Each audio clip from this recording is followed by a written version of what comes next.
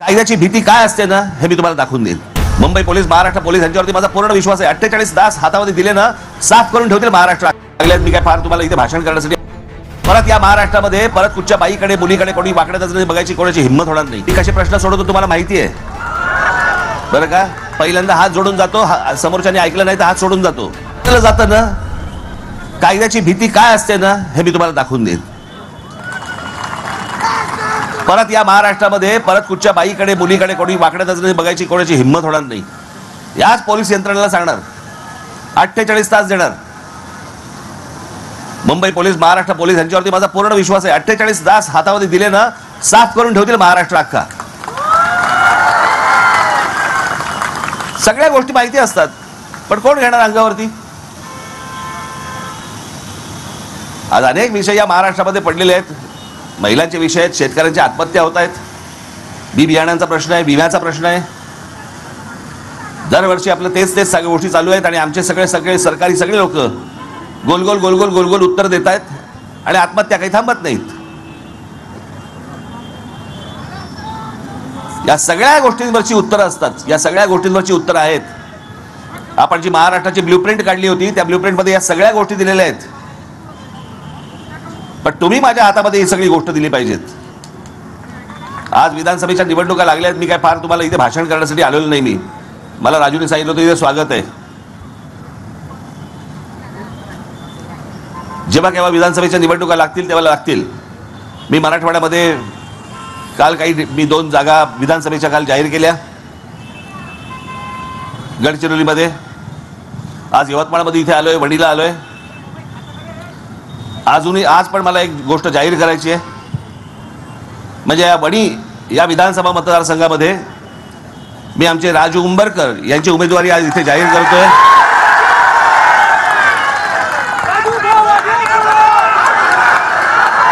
सर्वांनी पूर्ण ताकदीने राजू उंबरकरांच्या मागे उभं राहावं, त्यांना आमदार म्हणून आतमध्ये पाठवावं।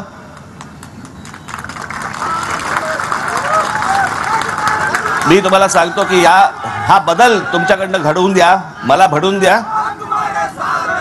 येणाऱ्या विधानसभेच्या निकालानंतर महाराष्ट्र नवनिर्माण सेना ही असेल आणि तुमचे जे प्रश्न असतील, मी कसे प्रश्न सोडवतो तुम्हाला माहिती आहे बरं का?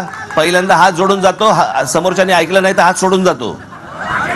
येणाऱ्या विधानसभेच्या निवडणुकीसाठी म्हणून तुमच्या शुभेच्छा, तुमचे आशीर्वाद आमच्या मागे कायम राहो एवढी फक्त एक अपेक्षा आशा व्यक्त करतो। आपल्या सर्वांचं दर्शन झालं याचंही मी स्वतःला भाग्यवान समजतो। निवडणुका जेव्हा लागतील त्यावेळेला प्रचार सभेसाठी म्हणून मी इथे येईनच, त्यावेळेला सविस्तर बाकीच्या गोष्टी आपण बोलू। तोपर्यंत आपण सर्वांची मी रजा घेतो। धन्यवाद। जय हिंद, जय महाराष्ट्र। नुकताच बदलापूरमध्ये लहान मुलीवर अत्याचार झाल्याची घटना समोर आली। तिच्यावर बलात्काराचा प्रयत्न झाला। महाराष्ट्र नवनिर्माण सेनेच्या महिला कार्यकर्त्यांनी ती गोष्ट बाहेर काढली तेव्हा ती गोष्ट लोकांना कळाली, तोपर्यंत दाबून ठेवली होती। ती घटना घडल्यावर सगळीकडे हे सुरू झालं। काल कोल्हापूरमध्येही हेच घडलं। लहान मुलींवर बलात्कार करत आहेत। राज ठाकरे छत्रपती शिवाजी महाराज यांच्या पुतळ्याकडे बोट दाखवत म्हणाले की हा माणूस आज जिवंत पाहिजे होता, ही महाशक्ती आज पाहिजे होती। राजाच्या पाटलाचा हातपाय कापून चौरंग केला होता, तसे यांचे चौरंग केले पाहिजेत, असा इशारा राज ठाकरे यांनी दिलाय। आपण आपल्या मुली शाळेत पाठवायच्या। काल मी गोंदियात आश्रमशाळेत गेलो होतो, तिथे लहान मुली होत्या।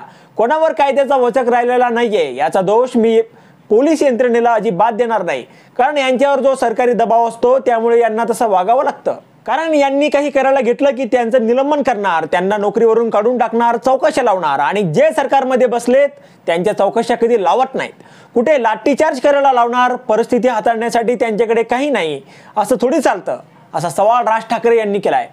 तुम्हाला वाटतं मी सहज बोलतोय, पण अत्यंत गांभीर्याने सांगतोय। एकदा राज ठाकरेंच्या हातात महाराष्ट्राची सत्ता द्या, राज्य कसं हाताळलं जातं, कायद्याची भीती काय असते ते मी तुम्हाला दाखवून देईल। परत कुठल्या बाईकडे वाकड्या नजरेने पाहण्याची हिंमत होणार नाही। याच पोलीस यंत्रणेला सांगणार 48 तास देणार। मुंबई पोलीस, महाराष्ट्र पोलीस यांच्यावर माझा पूर्ण विश्वास आहे। 48 तास दिले ना साफ करून ठेवतील महाराष्ट्र अख्खा। सगळ्या गोष्टी यांना माहिती असतात, पण कोण घेणार अंगावर? सगळ्या प्रश्नांची उत्तर आहेत मी जाहीर केलेल्या ब्लूप्रिंट मध्ये आहेत, असंही राज ठाकरे म्हणाले। यावेळी त्यांनी मनसेच्या राजू उंबरकर यांना यवतमाळमधील वणी विधानसभा मतदारसंघातून उमेदवारी देखील जाहीर केली आहे। आता यावर तुम्हाला काय वाटतं तुमचं मत कमेंट बॉक्समध्ये लिहायला अजिबात विसरू नका. व्हिडिओ आवडला असेल तर जास्तीत जास्त शेअर करा आणि आतापर्यंत मराठी जनता आपण आपल्या या चॅनलला सबस्क्राईब जर केलेलं नसेल तर चॅनलला सबस्क्राईब करा.